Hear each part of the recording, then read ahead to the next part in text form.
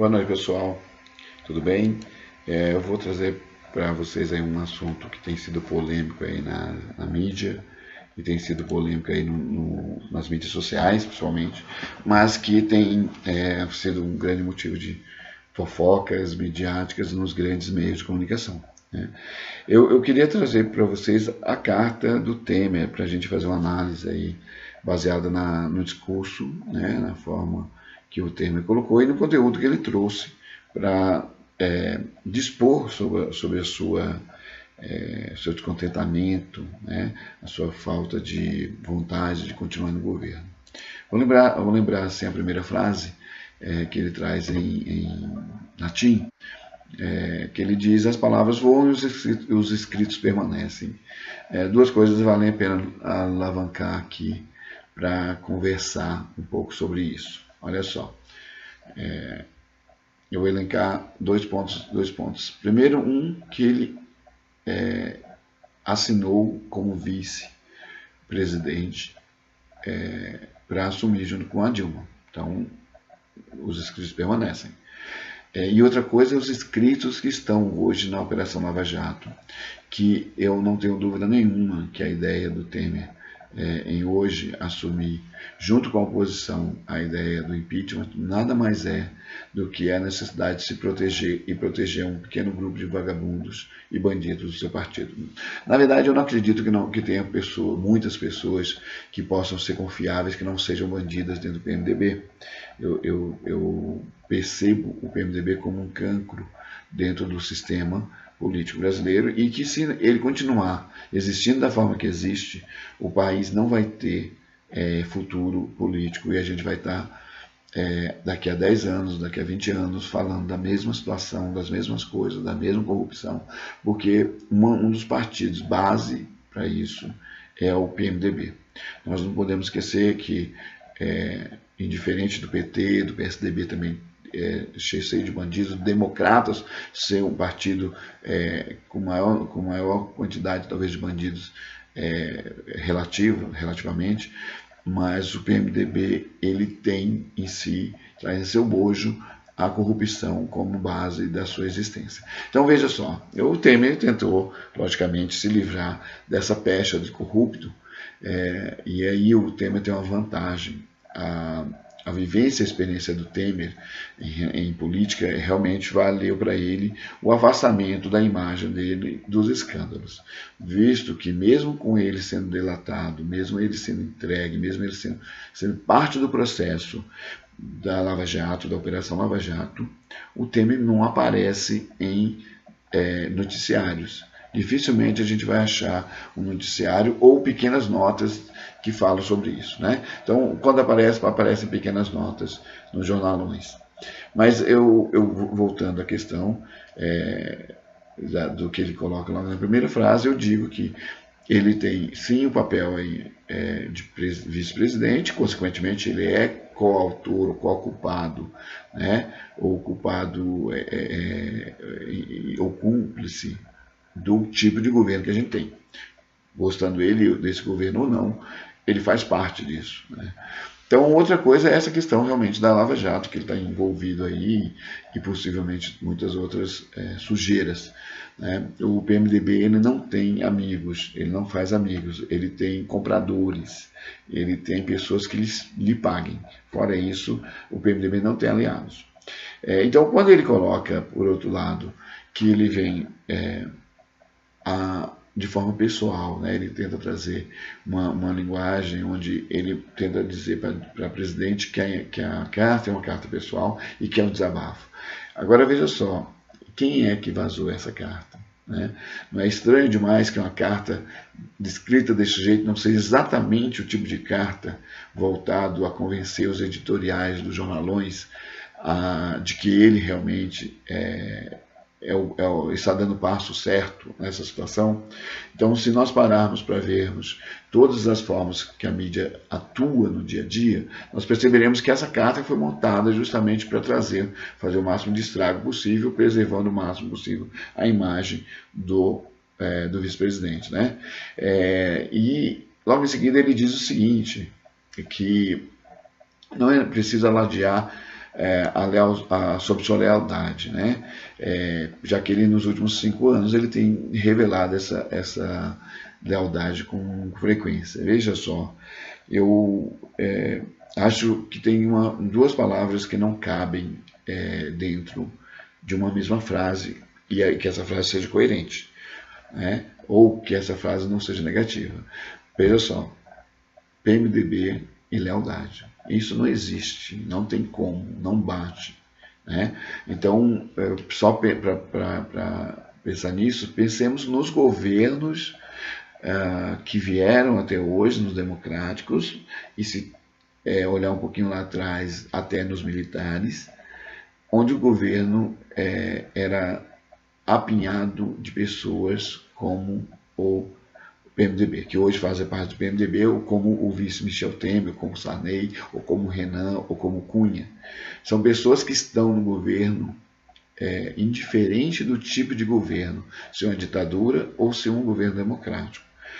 A questão da res pública não faz parte, olha só, a questão do que se trata a república, ou seja, a res pública, ou a coisa pública, não se trata dentro do PMDB. O PMDB acha que toda coisa pública é privada, ou é deles.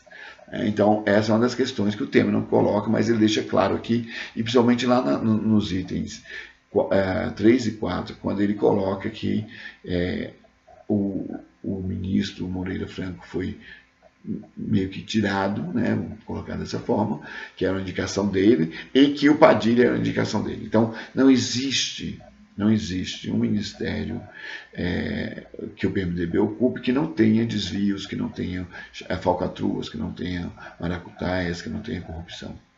E eu não estou dizendo que nos outros ministérios, dos outros partidos também não hajam, mas eu estou falando em relação à tentativa do Temer colocar o PMDB e ele mesmo como santos e puros nessa situação. Eu costumo dizer que, para mim, o partido mais bandido, né, e olha que eu considero democratas extremamente bandido, e o PSDB também não fica atrás. Não estou dizendo que o PT não tenha bandidos também, mas o partido que mostra a bandidagem, o banditismo político, muita clareza para mim é o PMDB.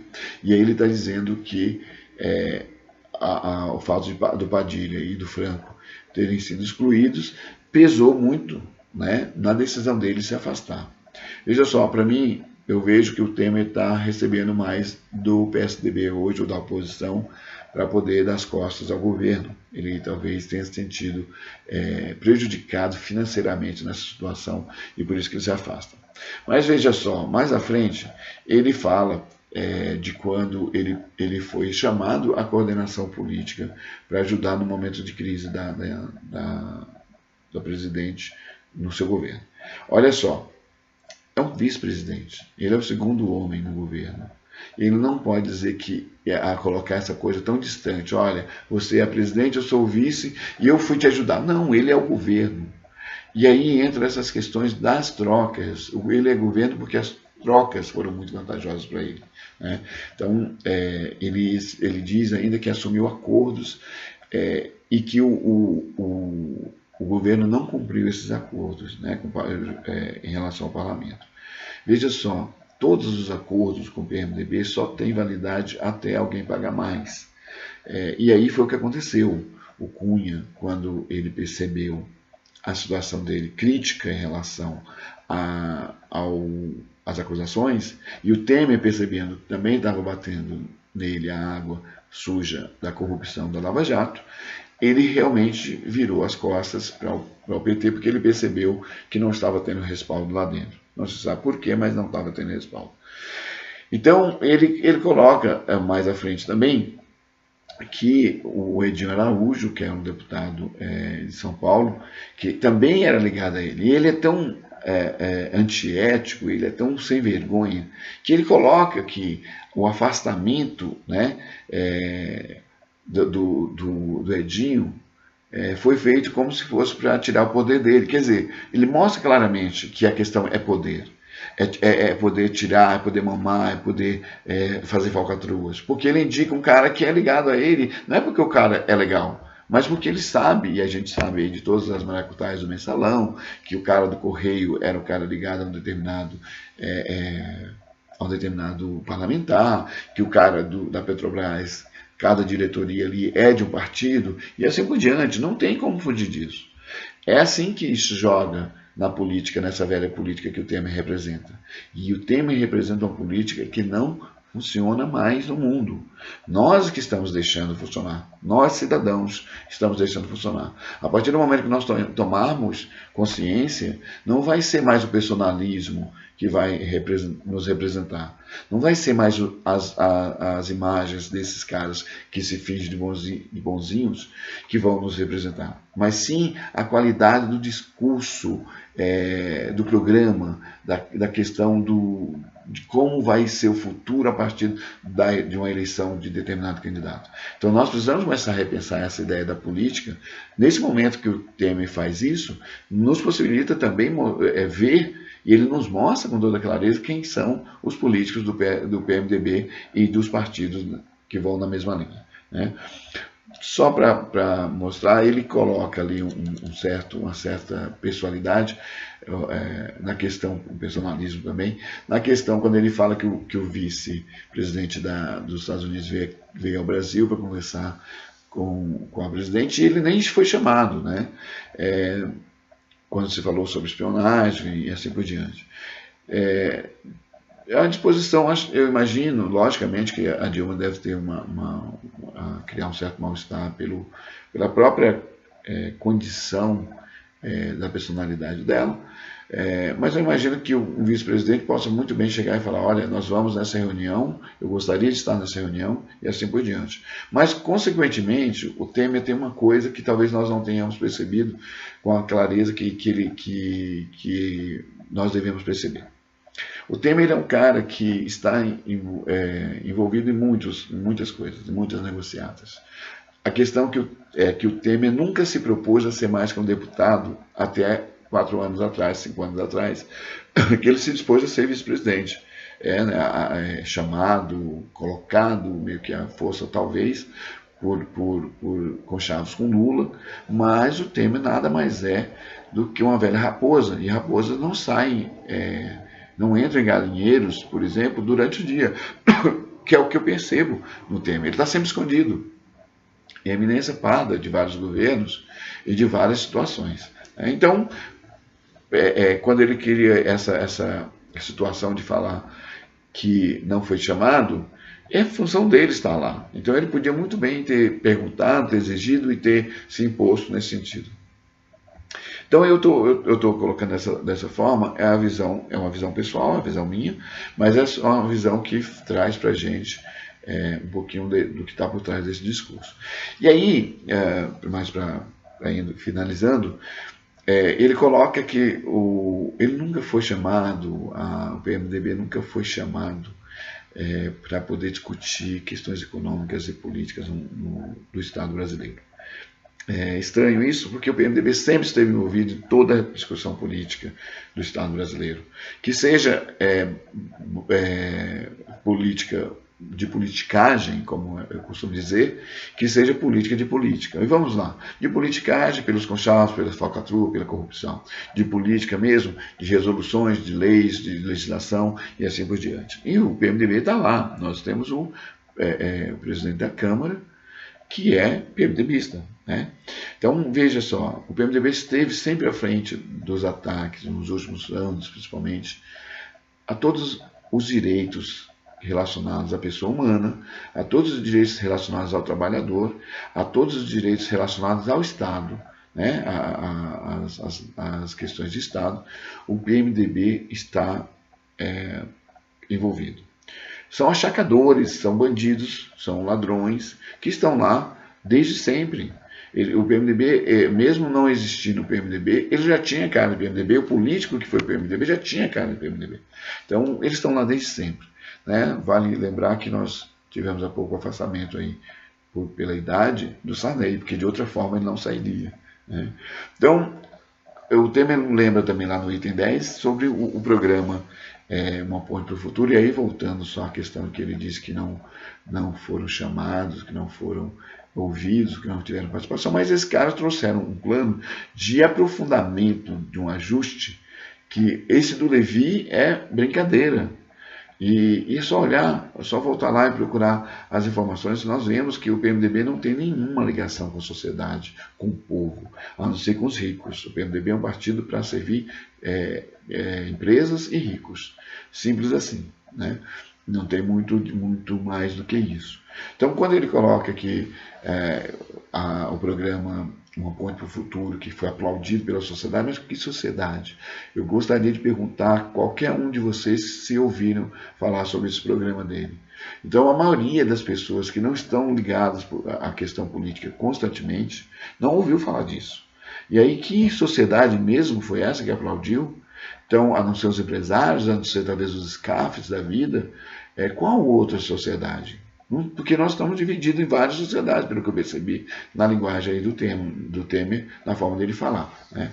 E essa, para mim, eu não faço parte dessa sociedade, por exemplo, que aplaudiu essa ponte para o futuro aí, que era de um aprofundamento extremo dessa política que nós estamos combatendo aí no dia a dia, que o governo petista também tem implementado, né? Essa questão dos ajustes e assim por diante.